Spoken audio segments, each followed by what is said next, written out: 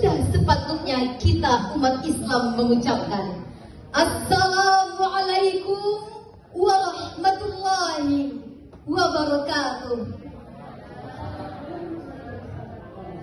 Hamdan wa syukran lillah, salatan wa salaman ala rasulillah, amma ba'd.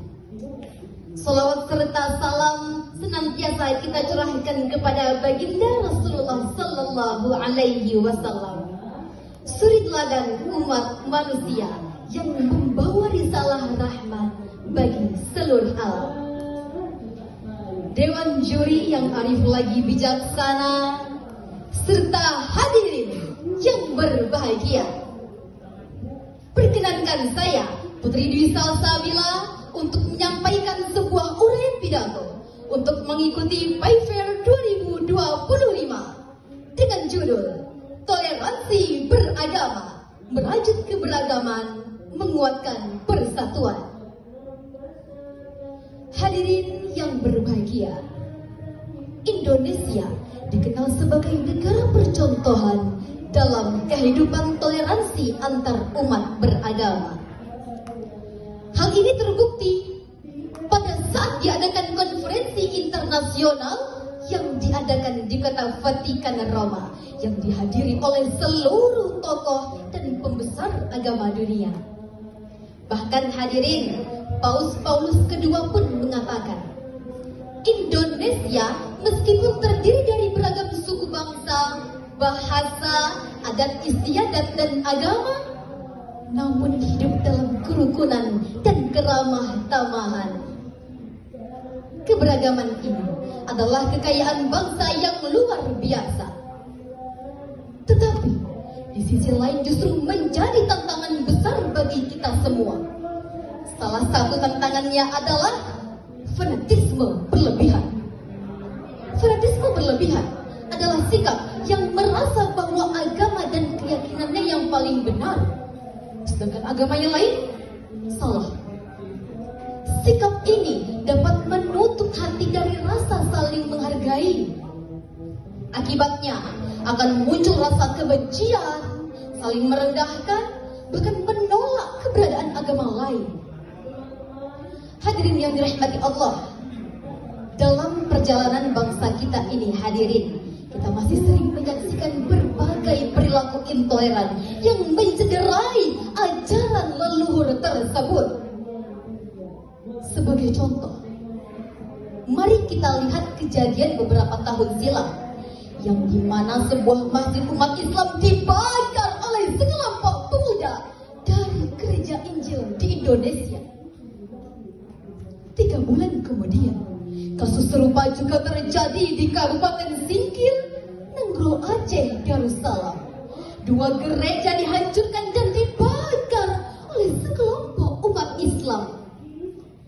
Terlebih lagi hadirin, di era digital yang semakin pesat, berbagai ujaran kebencian sering dibungkus dalam simbol keagamaan.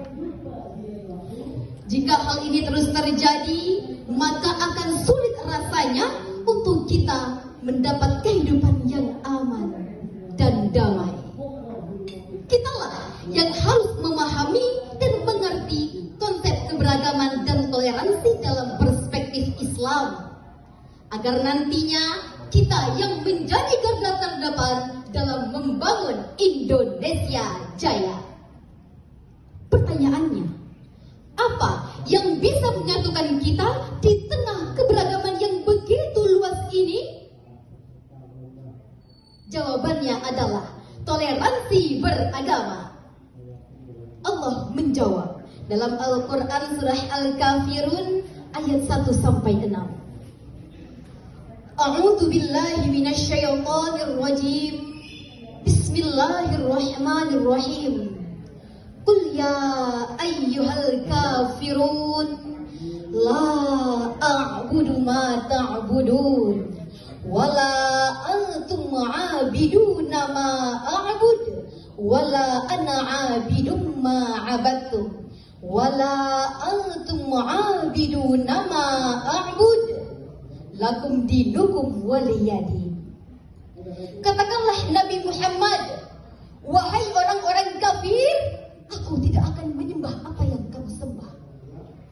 Kamu juga bukan penyembah apa yang aku sembah.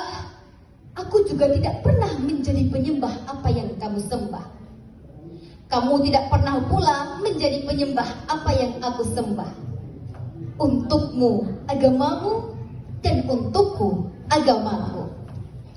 Lalu Rasulullah Shallallahu Alaihi Wasallam bersabda dalam sebuah hadis yang diriwayatkan oleh Bukhari.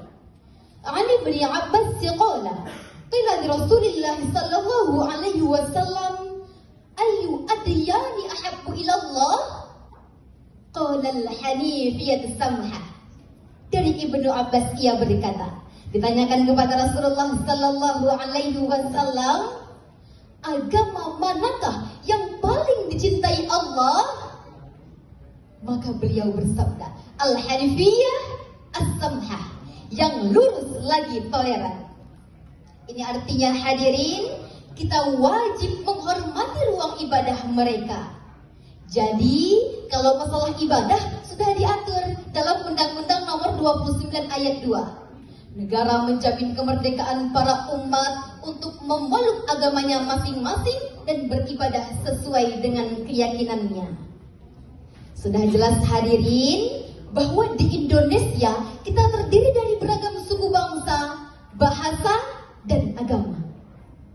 Bahkan agama kita saja memberikan kebebasan untuk umat agama lain beribadah sesuai dengan keyakinannya.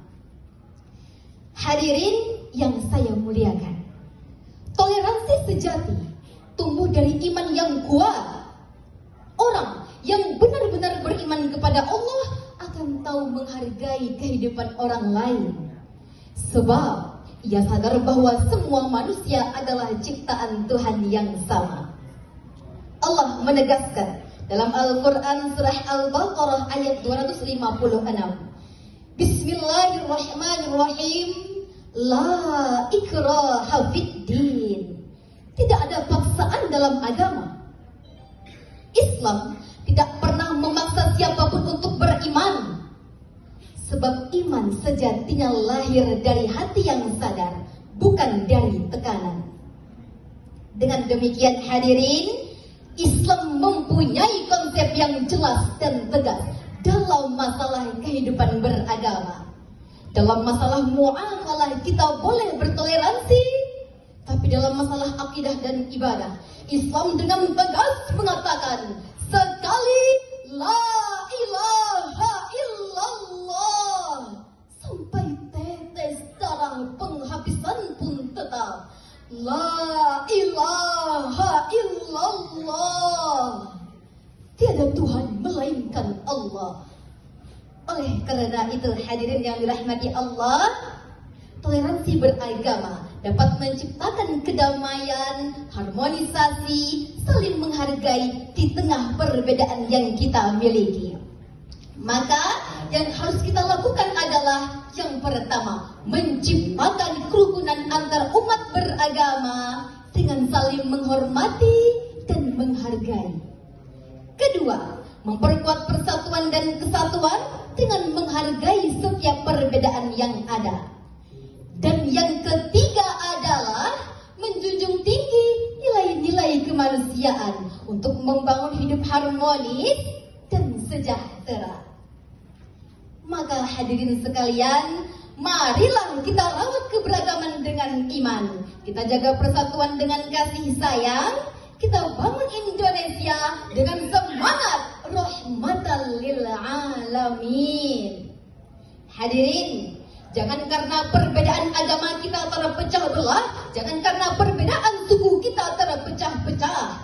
Mari kita bersatu karena kita Indonesia. Dengan semboyannya Bhinneka Tunggal Ika, walaupun berbeda tetap satu jua. Tenang air di muara sepi, luruh ombaknya menyapa sepi. Kita berbangsa sehati lagi, beda agama tetap